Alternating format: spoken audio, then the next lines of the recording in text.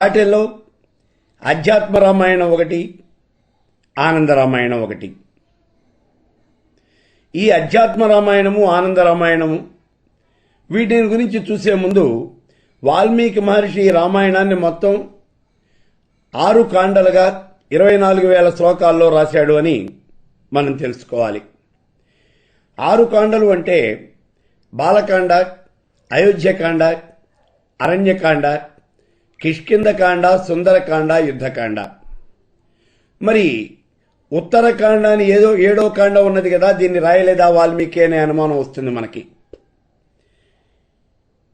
ఈ ఉత్తరకాండని వాల్మీకి మహర్షి రాయలేదని, అయి తర్వాత ఉన్నటువంటి వాళ్ళు ఎవరో ఈ ఉత్తరకాండని రాసి దానికి కూడా వాల్మీకి పేరే పెట్టారు అని చెప్పి సాహితీవేత్తలు, పరిశోధకులు అందరూ కూడా చెబుతూ ఉంటారు.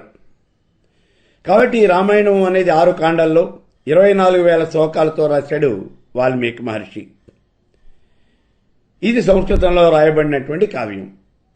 అయితే సంస్కృతంలోనే విడిగా ప్రత్యేకమైనటువంటి కావ్యాలు చాలా ప్రాముఖ్యత కలిగినటువంటి 2 ఉన్నాయి.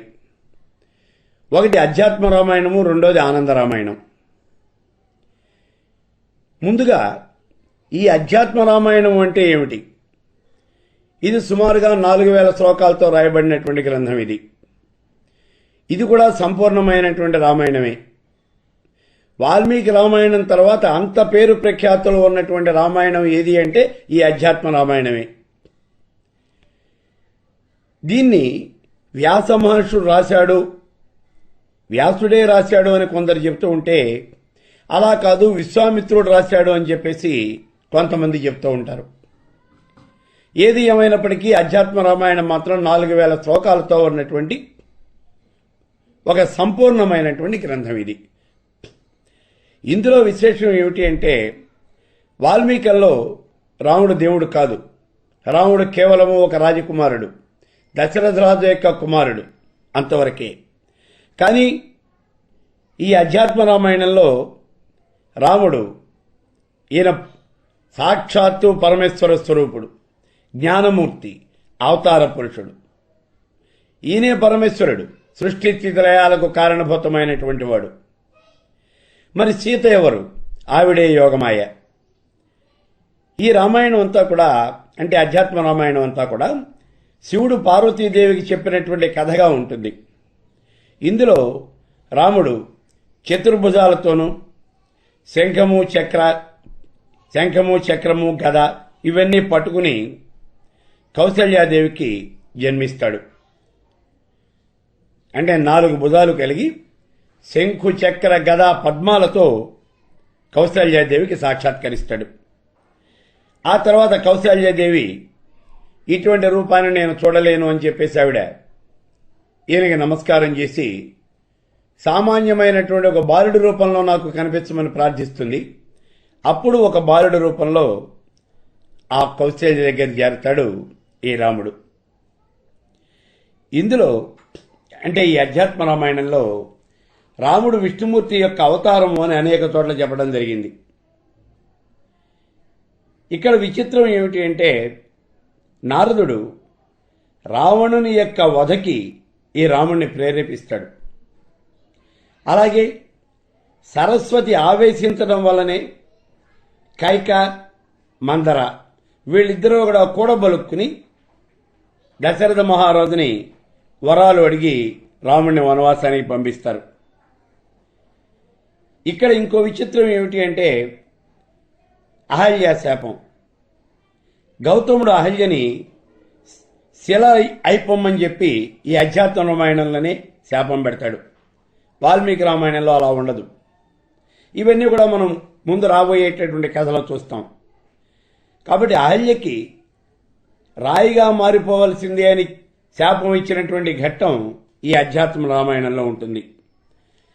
అలాగే గంగానదిని దాటేటప్పుడు ఆ నావికుడు రాముడికి నమస్కారం చేసి, నీ కాళ్ళకి రాయిని స్త్రీగా చేసేటటువంటి శక్తి ఉన్నది అని చెప్పేసి విన్నాను రామచంద్ర. కాబట్టి ఆ పాదాలు ఒకసారి నేను కడిగి ఆ తర్వాతనే నిన్ను నా యొక్క పడవ ఎక్కించుకుంటాను. ఎందుకని అంటే రాయికి చెక్కకి పెద్దగా తేడా అనేది లేదు. ఇప్పుడు నువ్వు గనక నా పడవ ఎక్కినట్లయితే నీ కాలు దుమ్ము సోకి నా పడవ కూడా ఏదైనా ఒక స్త్రీ రూపం పొందింది అంటే నా జీవనాధారం కాస్తా పోతుంది అని చెప్పేసి ఆయన అంటాడనమాట. ఇటువంటి సన్నివేశాలని ఈ అధ్యాత్మ రామాయణంలో ఉన్నాయి.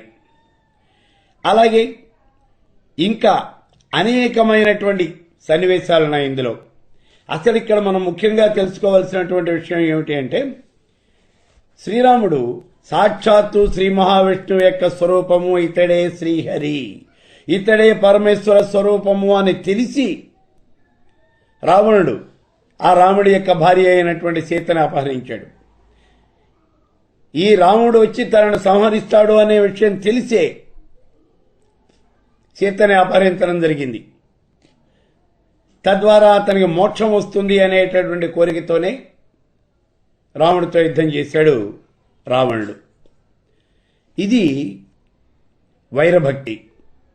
ఈ రకంగా అధ్యాత్మ రామాయణం అంతా కూడా రాయటం జరిగింది. అలాగే సంస్కృతంలో బాగా ప్రాశస్త్యం పొందినటువంటి రామాయణం ఇంకోటి ఉంది.